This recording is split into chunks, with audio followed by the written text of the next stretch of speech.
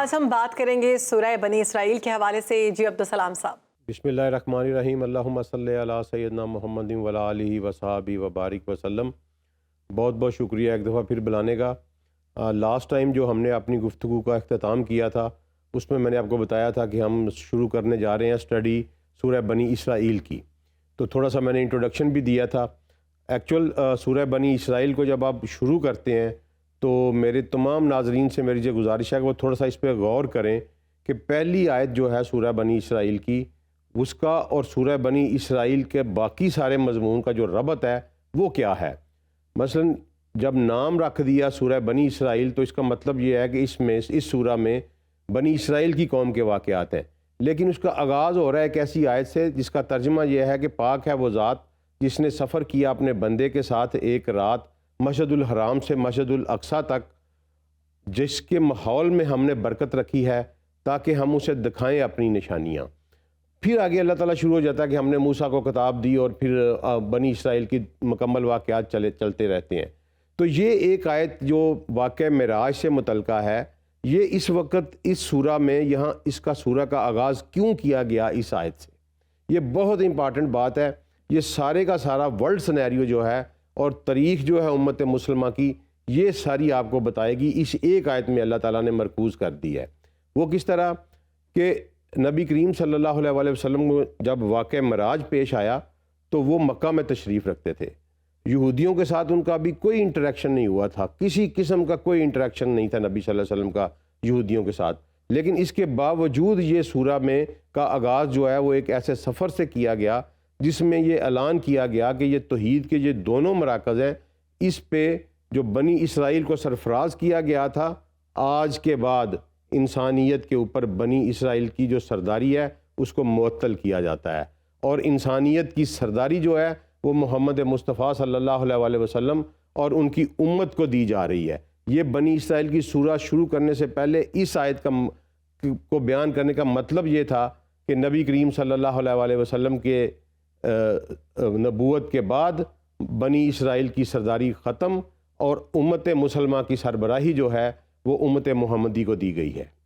اس کے بعد دوسرا اعلان اس میں یہ تھا کہ یہ ایک سفر تھا جو بہت لمبا سفر تھا، لیکن چند لمحوں میں طے ہوا کہ آج کے بعد انسانیت آہستہ آہستہ ترقی کرتی ہوئی اس معاملے پر پہنچے گی جہاں زمین کے فاصلے سکیڑ دیے جائیں گے اور مہینوں کا سفر جو ہے، سالوں کا سفر جو ہے وہ گھنٹوں میں طے ہوا کرے گا۔ یہ ایک بہت بڑی معجزہ تھا اور انسانیت کو یہ پیغام تھا کہ آج کے بعد دنیا جو ہے وہ مختلف سمت کے اوپر چلے گی اور اس کے جو رولز اور قانون ہوں گے وہ مختلف ہوں گے۔ اب بنی اسرائیل کی جو اہمیت ہے وہ بہت زیادہ ہے۔ اس کی وجہ یہ ہے کہ یہ واحد قوم ہے جو ہمارے نبی صلی اللہ علیہ وسلم کے ساتھ ذاتی دشمنی رکھتی ہے، اور سب سے بڑا دشمن اگر اسلام کا اور امت محمدی کا کوئی ہے تو یہ ملعون قوم ہے۔ اس لیے جب دشمن کے ساتھ آپ نے ڈیل کرنا ہے تو ہمیں اس کی سائیکالوجی پڑھنی پڑے گی، ہمیں ان کی تاریخ پڑھنی پڑے گی، ہمیں ان کا حال پڑھنا پڑے گا، اور ہمیں یہ دیکھنا پڑے گا کہ ہمارے اللہ اور ہمارے رسول نے ہمیں کیا بتایا ان کے مستقبل کے بارے میں۔ تو سب سے پہلے ہم جائیں گے ان کی تاریخ کی طرف۔ دیکھیں، جب اللہ تعالیٰ نے زمین پر آدم کو خلیفہ بنایا تو اس کے ڈیفرنٹ فیزز ہیں جب ہم اسٹڈی کرتے ہیں۔ آدم سے لے کر نوح تک ایک دور ہے جس میں انسانیت اپنی پریمیٹیو سٹیج سے ترقی کرتی کرتی آگے بڑھتی آئی۔ نوح کے بعد جب ایک دفعہ نوح کے وقت سیدنا نوح علیہ السلام کے زمانے میں پوری دنیا کے اوپر ایک دفعہ جب سہاگا پھیر دیا گیا سیلاب کی شکل میں، تو اس کے بعد نئی سیولائزیشن جو ہیں وہ اٹھائی گئیں۔ نوح سے لے کر ابراہیم علیہ السلام کا ایک دور ہے، اور یہ دور پتہ نہیں کتنے ہزار سالوں پہ محیط ہے، ہم اسے ڈیٹیکٹ نہیں کر سکتے، کیونکہ اسی سورہ کی 17ویں آیت میں اللہ تعالیٰ نے کہا ہے کہ ہم نے نوح کے بعد بہت سارے کرائن تباہ کر دیے۔ کرائن زمانے کو کہتے ہیں، تو بہت سارے زمانے جو سیولائزیشنس تھیں اللہ کہتے ہیں میں نے نوح کے بعد تباہ کی، خالی نوح والی تباہ نہیں کی، نوح کے بعد بھی بہت سارے زمانے تباہ کیے، اور ہسٹری میں ان کا ریکارڈ نہیں ہے۔ اس لیے جب ابراہیم علیہ السلام کا دور آیا تو اس وقت ہم دیکھتے ہیں کہ انسانیت جو ہے وہ سیولائزیشن کی پیک پہ چلی گئی ہوئی تھی۔ کس طرح کہ افریقہ میں جو تھی وہ ایجپشین سیولائزیشن پوری طرح اپنے قدم جما چکی تھی، ایشیا میں جو تھی وہ میزوپوٹیمین جس کو ہم بابل اور نینوا کی تہذیب کہتے ہیں یہ چھائی ہوئی تھی. انڈیا میں جو ہے وہ آرین سویلائزیشن اسٹیبلش ہو چکی تھی. امریکن کانٹیننٹس کے اوپر مائن سویلائزیشن اسٹیبلش ہو چکی تھی, اور آسٹریلین کانٹیننٹ کے اوپر ایبروجین سویلائزیشن تھی. یہ ابراہیم علیہ السلام کے دور میں تمام سویلائزیشن تھیں جو کہ انسان مہذب ہو چکا تھا, سویلائزڈ ہو چکا تھا, اور اب اپنا سفر ایک نئی منزل کی طرف شروع کرنے جا رہا تھا. اس لیے اللہ تعالیٰ نے ابراہیم علیہ السلام کو ڈیفرنٹ ٹیسٹوں سے گزارا, ڈیفرنٹ ٹرائل سے گزارا, اور ان ٹرائل سے گزارنے کے بعد جب ابراہیم علیہ السلام ان تمام امتحانات میں کامیاب ہو گئے تو اللہ تعالیٰ نے انہیں ایک ڈگری عطا کی اور یہ کہا کہ اے ابراہیم میں نے تمہیں انسانوں کا امام بنا دیا ہے. اب ذرا غور کیجئے گا کہ مسلمانوں کا امام نہیں کہا, بنی اسرائیل کا امام نہیں کہا, بنی اسماعیل کا امام نہیں کہا, کسی قوم کا امام نہیں کہا. اللہ نے ابراہیم کو کہا کہ میں نے تمہیں انسانوں کا امام بنا دیا ہے, کہ آج کے بعد جو بھی انسان کی سرداری ہوگی وہ ابراہیم علیہ السلام کی نسل سے ہی آئے گی. تو ابراہیم نے اس کے جواب میں دعا کی کہ یا اللہ میری نسل کو بھی بنانا, میری اولاد کو بھی. تو اللہ نے کہا کہ جو ظالم ہوں گے آپ کی اولاد میں سے, یعنی جو شرک کی طرف جائیں گے, ان کے ساتھ میرا کوئی وعدہ نہیں, اور جو نیک ہوں گے میں ان کو تمہاری اولاد میں سیادت دیتا رہوں گا. اب اللہ تعالیٰ نے قرآن پاک میں ہمیں بھی یہی کہ حکم دیا ہے کہ ملت ابیکم ابراہیم, کہ تم اپنے باپ ابراہیم کی ملت ہو. اللہ نے لفظ ملت یوز کیا ہے, قوم یوز نہیں کیا, امت یوز نہیں کیا,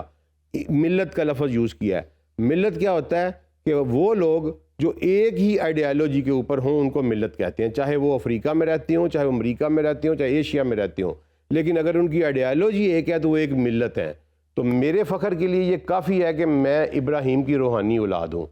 مجھے اس کے علاوہ کوئی ٹائٹل نہیں چاہیے, مجھے کسی قسم کا کوئی روحانی باپ اپنا نہیں چاہیے. میرا فادر آف دی نیشن, میرا روحانی باپ جو ہے وہ ابراہیم ہے, اور یہ میرے لیے فخر کی بات ہے.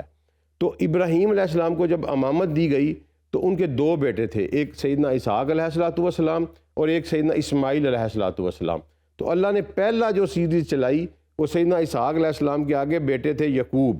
یعقوب جو تھے وہ چونکہ ابراہیم کے پوتے تھے, ان کے بیٹے وہ یہ سارے سیٹل تھے. کنعان اس وقت اس کو کہتے تھے جو آج کا سیریا, پیلسٹین والا, لیبنان, شام اور فلسطین کا ایریا ہے, یہاں یہ سارے سیٹل تھے. ان کا ایک بیٹا جو تھا یوسف علیہ السلام وہ حادثاتی طور پر مصر میں پہنچا. پھر اللہ نے وہاں اپنی اس کے اوپر اس اپنے شاہکار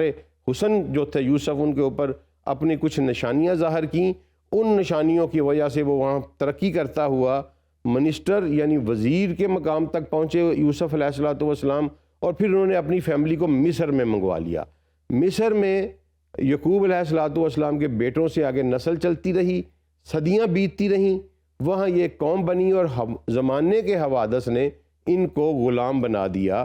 وہاں پہ بادشاہوں کا. تو یہ وہاں غلامی کی زندگی بسر کرتے رہے. اس حالت میں بھی ان کے درمیان پیغمبر آتے رہے, دنیا کے دوسرے حصوں میں بھی پیغمبر آتے رہے, اور یقیناً وہ ابراہیم کی اولاد میں سے تھے, کیونکہ ابراہیم کے بعد دنیا میں کوئی پیغمبر ابراہیم کی اولاد سے باہر نہیں آیا. چاہے وہ مائن سیولائزیشن میں کوئی پیغمبر آیا ہوگا, وہ آرینز میں آیا ہوگا, وہ ایبروجینز میں آیا ہوگا, وہ جہاں کہیں بھی آئے, کیونکہ اللہ نے یہ قرآن پاک میں واضح کہا ہے کہ میں نے ہر بستی میں پیغمبر بھیجا,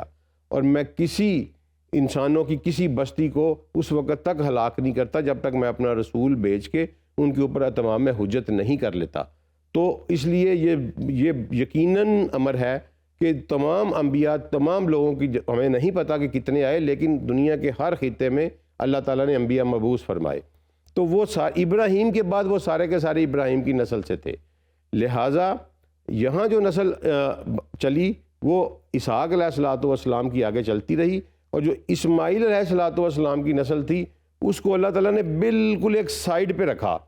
ان کو امیین کہا اس لیے جاتا ہے, لوگوں نے یہ ہمارے ترجمہ کرنے والوں نے بڑا ظلم کیا اور غلط ترجمہ کیا کہ امی اس کو کہتے ہیں جو پڑھا لکھا نہ ہو. بالکل نہیں, امی اس کو کہتے ہیں جو اپنے پریمیٹیو کلچر کے اوپر زندہ رہ رہا ہو,